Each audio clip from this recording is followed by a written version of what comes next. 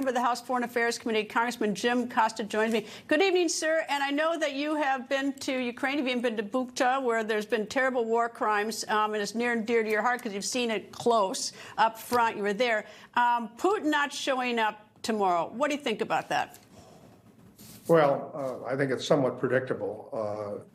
Putin is a war criminal, and he invaded a peaceful country because he doesn't recognize it. He's bombed schools and hospitals, and he's abducted over 20,000 Ukrainian children. And he has been very clear for years about viewing Ukraine as a part of Mother Russia.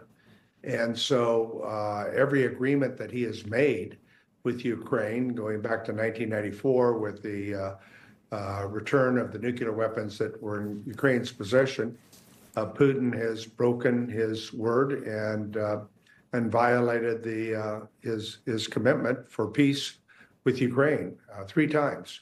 So the fact is that we have leverage. President Trump has leverage, and we need to exercise that if we want any meaningful peace, ceasefire and peace agreement to come as a result of these efforts.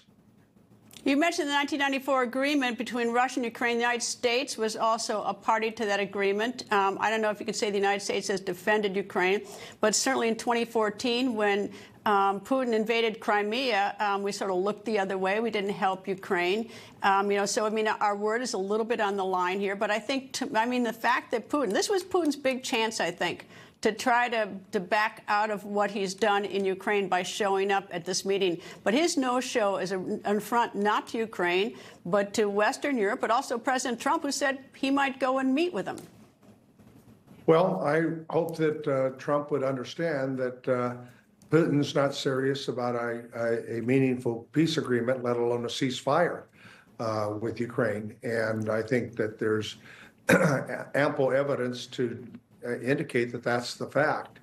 And therefore, we should be consistent with our support with our European allies and continue to support these people of Ukraine. I've been there 4 times in the last 2 years. They're brave, they're tenacious, and they want to maintain their sovereignty and their democracy.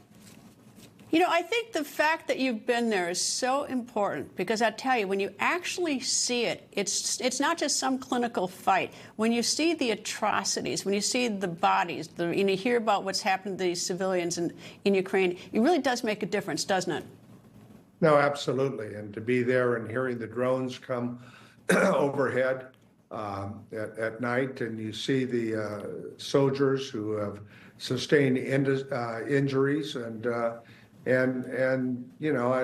I know a number of the members of the RADA, and a lot of they tell me, a lot of the women members say, Jim, we're becoming a nation of widows.